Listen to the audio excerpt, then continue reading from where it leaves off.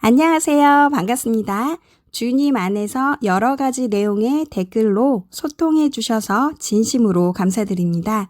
동일한 마음으로 주님을 찬양합니다. 우리가 주님의 사랑 안에 연합되는 것을 하나님이 매우 기뻐하십니다. 늘 위로와 평안, 주님의 샘솟는 기쁨과 희락이 항상 함께 하시기를 소망하고 기도합니다. 힘내세요. 주 안에서 사랑합니다. 오늘의 첫 번째 내용입니다. 똑띠 알자님이 질문해 주신 성령 회방죄에 대해서 이 내용을 다룹니다. 댓글로 질문해 주시거나 문의해 주시는 모든 내용들은 제가 주님이 이끄시고 허락하시는 대로 그 범위 안에서 최선을 다해서 방송 올리겠습니다. 오늘 할 성령 회방죄는 굉장히 궁금하지만 매우 어려운 부분입니다. 이 부분을 최선을 다해서 성령님이 말씀해 주신 대로, 감동 주신 대로 전하겠습니다. 이 성령 회방죄에 대해서는 성경에 3군데 정도 기록이 되어 있는데요. 성경에 한 번 기록된 것도 중요하지만 2번, 3번 이렇게 기록된 말씀들은 정말로 굉장히 중요합니다. 그래서 이런 말씀들은 어렵다고 넘기지 마시고 성령님과 교통하시면서 여쭤보면서 꼭 묵상을 해보시기 바랍니다. 마가복음 3장 29절, 누가복음 12장 10절, 마태복음 12장 31절로 32절 이렇게 3군데 보겠습니다. 먼저 누가복음 12장 10절입니다.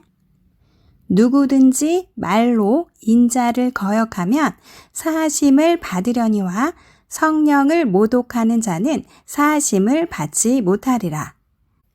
마태복음하고 마가복음은 내용이 동일하기 때문에 제가 마가복음 3장 28절로 29절 읽겠습니다. 내가 진실로 너희에게 이르노니 사람의 모든 죄와 무릇 해방하는 해방은 사하심을 얻되 누구든지 성령을 회방하는 자는 사하심을 영원히 얻지 못하고 영원한 죄에 처하느니라. 누가복음 12장 10절을 다시 한번 보겠습니다.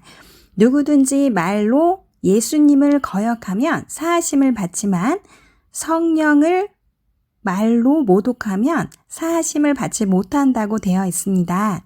인자는 예수님을 말씀하기 때문에 여기서는 예수님하고 성령이라는 2 단어를 유심히 보셔야 되세요.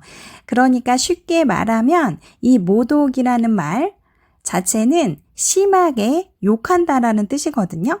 그러면은 우리가 예수님을 욕하면 용서를 받는데 성령을 욕하면 용서를 받지 못하는 거예요. 그러면 여기서 예수와 성령님의 차이를 알아야 됩니다. 제가 쉽게 예를 들어 볼게요. 예수님을 모르는 사람, 그러니까 기독교를 종교로 갖지 않는 그냥 일반 사람들에게 예수님이나 하나님에 대해서 말을 하면 알아듣습니다. 그래, 예수님, 하나님은 들어는 봤지. 이렇게 말을 해요. 그런데 성령님이 너에게 역사하실 거야. 성령님이 우리에게 임하면 우리가 권능을 받아서 문제가 해결되고 귀신이 나간단다. 이렇게 설명을 하면 성령이라는 게 뭔데? 성령이 뭐지? 이렇게 말을 해요. 성령님에 대한 단어는 정말로 예수를 구주로 영접하고 아버지의 안에 들어가서 성령님을 체험한 기독교인만 알아듣는 단어라는 거예요. 제가 예전에 사촌 동생을 정말 격하게 전도한 적이 있습니다. 그 친구는 40년을 넘게 예수님에 대해서 전혀 모르는 동생이었어요. 그런데 그 친구에게 아주 성령이 충만한 교회로 인도하고 여러 가지 주님의 말씀을 전했습니다. 한 달쯤 됐을까요? 이제 내가 예수님도 하나님도 알아가고 있어. 그래서 내가 기도를 했는데 하나님한테 내가 지금까지 잘못한 것을 사과드렸어. 사과했어. 하나님한테 사과했어. 이렇게 말을 하는 거예요. 사과. 뭔지 아시겠어요? 우리가 말하는 회개를 말합니다.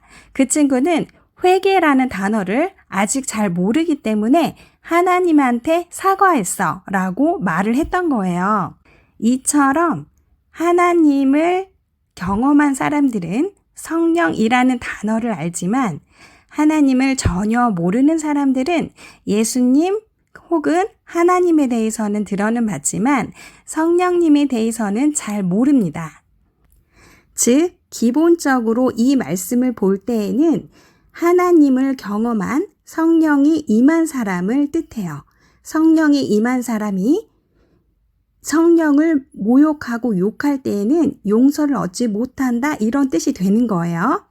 그러면 지금부터가 중요합니다. 마가복음 3장 30절에 이런 말씀이 있습니다.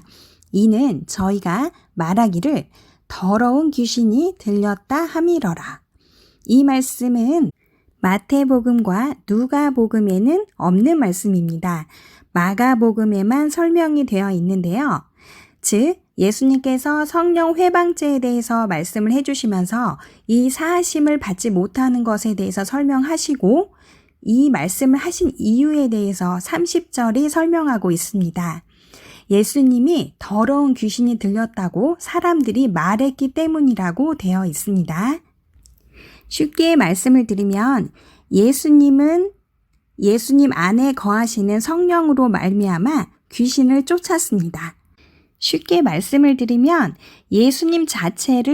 예수님의 인물 자체를 욕을 하면, 모욕을 하면 사하심을 얻지만 예수님 안에 거하시는 성령님을 모욕하면 사하심을 얻지 못한다라는 뜻이에요. 예수님께 더러운 귀신이 들렸다고 했기 때문에 이런 말씀을 하셨다고 30절에 기록이 되어 있거든요.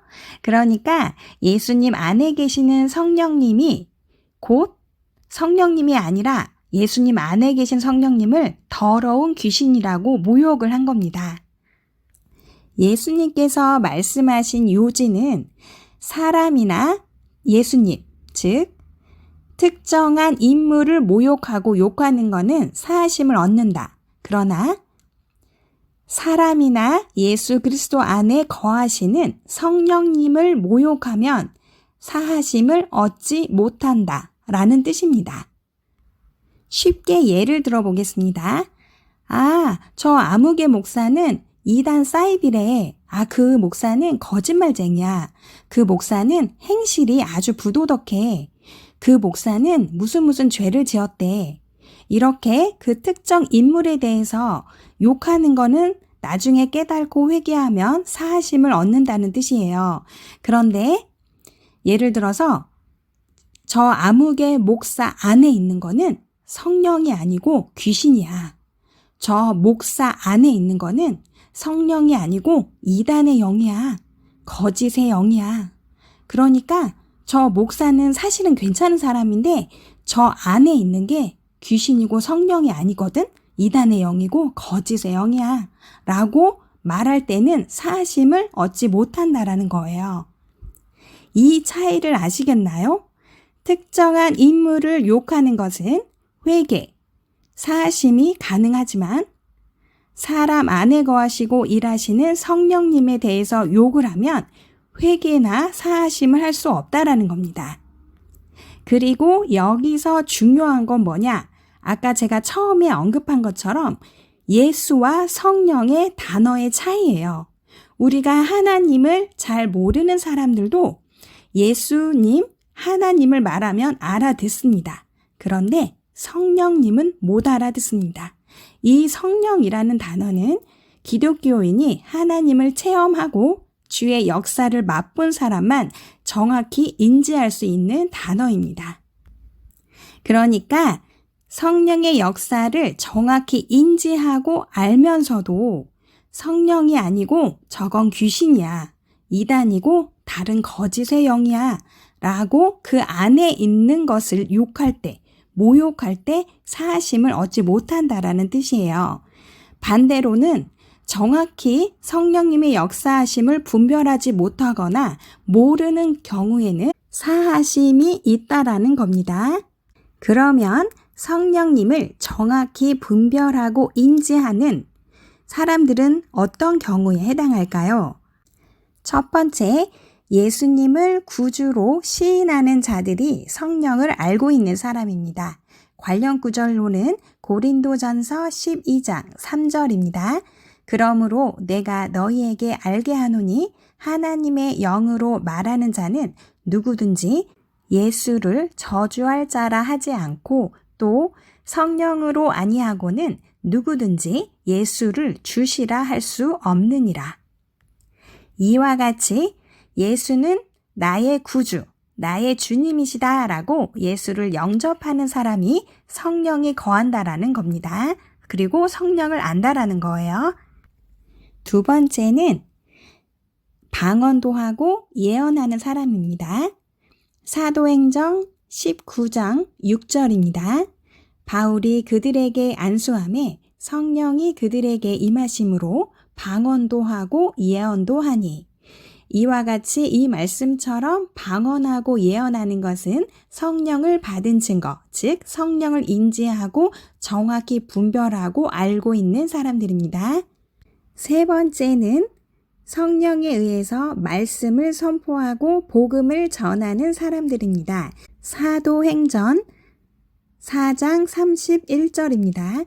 빌기를 다음에 모인 곳이 진동하더니 무리가 다 성령이 충만하여 담대히 하나님의 말씀을 전하니라. 이렇게 성령이 거하면 하나님의 말씀을 선포합니다.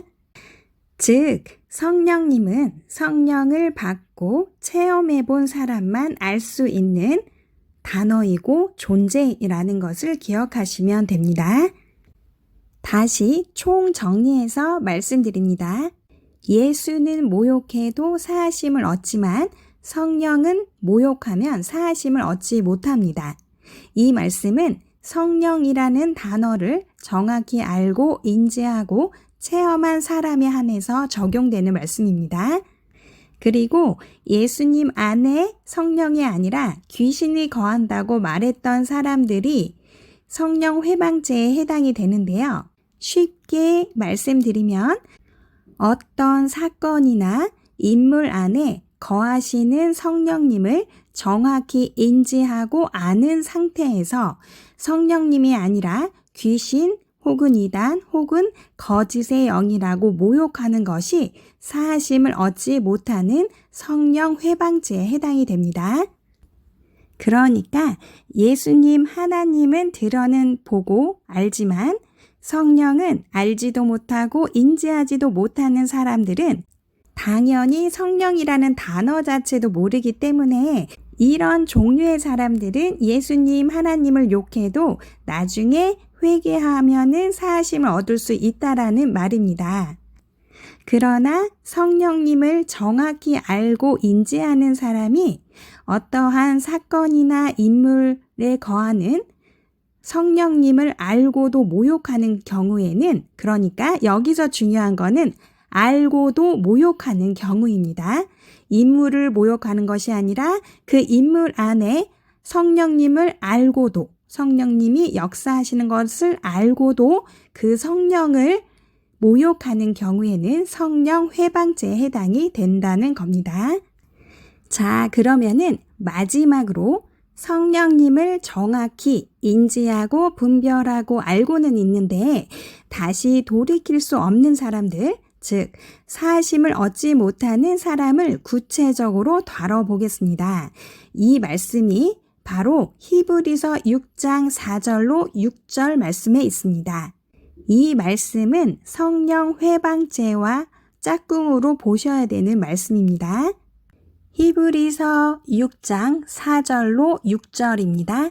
한번 비침을 얻고 하늘의 은사를 맛보고 성령에 참여한 바 되고 하나님의 선한 말씀과 내세의 능력을 맛보고 타락한 자들은 다시 새롭게 하여 회개케 할 수 없나니 이는 자기가 하나님의 아들을 다시 십자가에 못 박고 욕되게 함이라.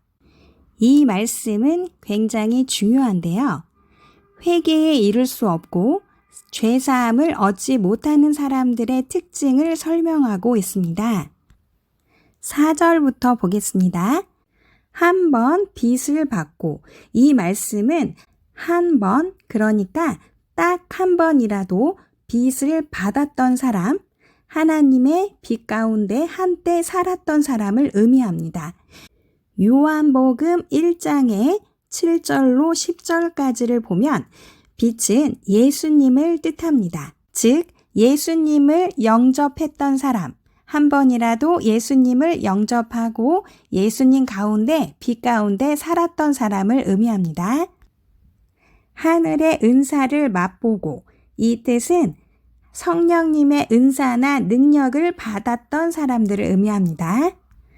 성령에 참여한 자가 되고, 이 말은 성령을 받고 경험하여 성령과 함께 일하고 있던 사람들을 뜻합니다.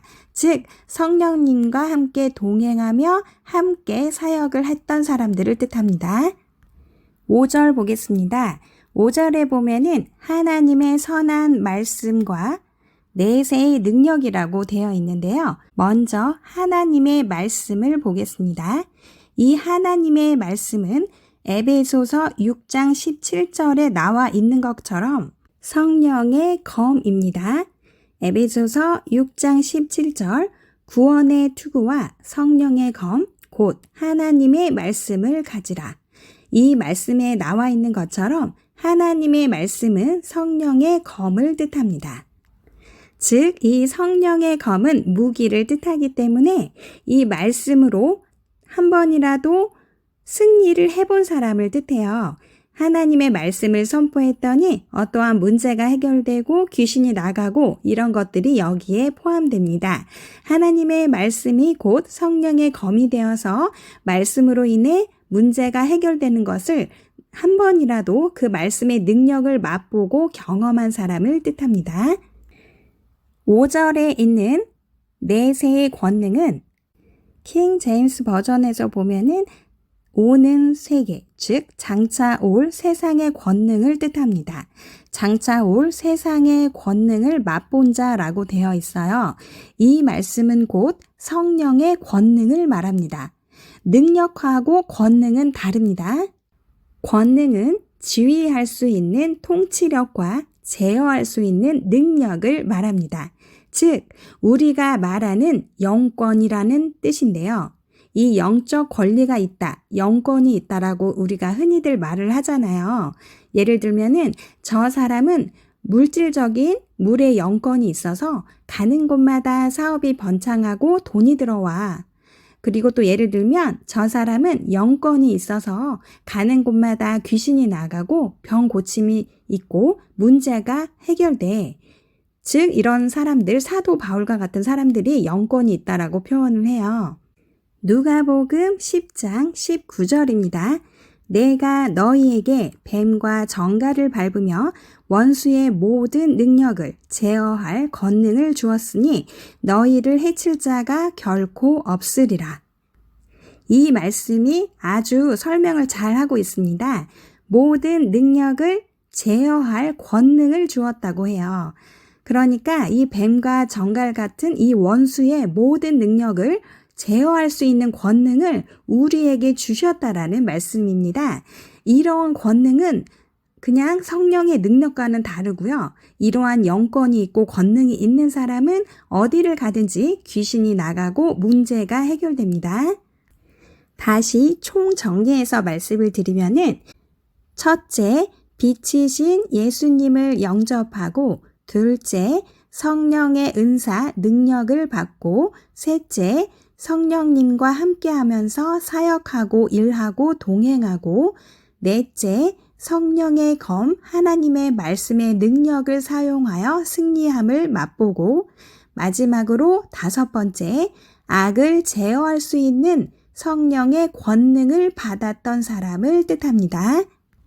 하나님의 말씀을 체험하고 하나님의 말씀의 능력을 체험하고 성령의 권능을 받아서 영권이 있기 때문에 어둠을 제어할 수 있었던 사람이니까 정말 대단한 사람들을 뜻하겠죠. 그런데 이런 대단한 사람들이 6절에 보니까 타락을 했대요. 이 타락을 했다라는 말은 하나님을 떠났다라는 말입니다. 어떠한 이유에서든지 하나님을 떠난 거예요. 그런데 이런 사람들이 하나님을 떠나고 타락을 하면은 다시는 새롭게 하지 못하여 회개할 수 없다고 해요. 회개하게 할 수 없고 새롭게 할 수 없다라는 거예요. 돌이킬 수 없고 다시 돌아갈 수 없고, 즉 죄 사함을 받을 수 없다라는 뜻입니다. 그러니까 성령 회방죄를 지어서 사하심을 얻지 못하는 사람들은 바로 이 히브리서 6장 4절로 6절에 나오는 말씀대로 성령의 권능까지 받았던 사람들을 뜻해요. 그러니까 이렇게 하나님 예수 그리스도를 영접해서 능력을 받고 성령님과 함께 일하다가 성령의 검인 하나님의 말씀의 능력도 체험을 하고 성령의 권능까지 받아서 악을 제어할 수 있는 힘까지 받았던 사람이 타락을 했을 때에는 죄사함을 얻지 못한다는 말입니다. 이런 사람들의 종류는 절대로 죄사함을 얻지 못해요. 그러니까 이렇게 큰 권능까지 갖고 있다가 성령님을 충분히 아는 상태에서 어떠한 경우에 타락을 해서 다른 사람들에게 나타나는 성령의 능력을 멸시하고 모욕하는 행동을 했을 때 죄사함을 얻지 못합니다. 이해가 잘 가셨나요? 그러니까 예수와 성령의 단어가 포인트가 되어서 성령을 아는 사람, 이렇게 히브리서 말씀처럼 성령님을 정확히 경험한 사람이 타락을 해서 다른 사람이나 다른 어떤 공동체의 역사는 성령님을 조롱하고 모욕했을 때에는 죄사함을 얻지 못한다라는 겁니다. 그러니까 아무나 성령 회방죄를 지우기는 힘들다라는 말씀입니다. 이렇게 내세의 능력까지 맛본 사람이 어떤 공동체나 다른 사람에게 역사하시는 성령님을 모욕했을 때만 죄사함을 얻지 못한다라는 것을 정확히 인지하시면 됩니다. 6절에 보면 그들이 이 타락한 사람들이 하나님의 아들을 다시 십자가에 못 박고 욕되게 한다고 되어 있습니다. 이 말은 신이신 예수님을 아무 죄 없는 예수님을 십자가에 못 박혀서 모욕하면서 돌아가시게 한 이 죄가 어마어마한 엄청난 죄인데요. 이 타락한 사람들이 바로 예수님을 십자가에 모욕하면서 못 박는 것, 이 엄청난 죄를 다시 한번 짓는다라는 거예요. 이 엄청난 죄를 다시 한번 짓는 결과가 되어진다는 뜻입니다. 그래서 성령의 권능까지 맛본 사람이 타락을 하게 되면은 이렇게 끔찍한 죄를 다시 짓는 것과 동일한 죄를 짓는다는 거예요. 그래서 간혹 가다가 사역자나 리더자, 목회자들이 큰 권능까지 임하여 아주 많은 일들을 하고 있다가 사탄의 속임수에 미혹되어 음란이나 물질, 돈이나 명예 등으로 이전보다 더 타락되는 경우가 가끔씩 있습니다. 해서 이렇게 우리가 다시 성령의 권능까지 맛보고 타락하는 일이 없도록 서로 권면하시고 중보기도 해주셔야 됩니다. 이 성령 회방죄는 성경에 3번 기록된 것처럼 아주 중요한 말씀이고 또 반드시 깨달아야 되는 부분입니다. 다음 내용입니다. 예언의 이중성에 대해서 설명드리겠습니다. 하나님께서는 우리에게 대언자를 통해서 어떠한 하나님의 말씀을 주실 때가 있습니다. 사역자이든지 목회자이든지 아니면 리더이든지 이렇게 부분적인 예언들을 우리에게 주시는 경우가 있는데요. 이 예언의 이중성이 무엇이냐면 동일한 말씀인데 상반되는 말씀이 나올 수 있다라는 겁니다. 예를 들면은 누가 병실에 입원을 했는데 오늘 내일 하는 아주 위중한 상태인 거예요. 그런데 목사님 2분이 왔다 가셔서 2분 다 기도를 해 주셨습니다. 그런데 목사님들의 말씀이 2분 다 상반되는 거예요. 한 목사님은 이분은 이제 돌아가실 거다. 하나님이 생명을 거두어 가실 거니까 죽음을 묵상하고 회개를 해야 된다. 또 다른 목사님은 이분은 반드시 살아날 것이다. 그러니까 살기 위해서 살 것이라고 믿고 기도해라. 이렇게 상반되는 예언이 나올 수 있거든요. 그런데 정말 이 사람이 너무 위독해서 진짜 갑자기 죽은 거예요. 갑자기 사망을 했어요. 그런데 그 옆에서 중보 기도하는 사람들 때문에 3-4시간 안에 정말로 다시 살아나는 경우가 있습니다.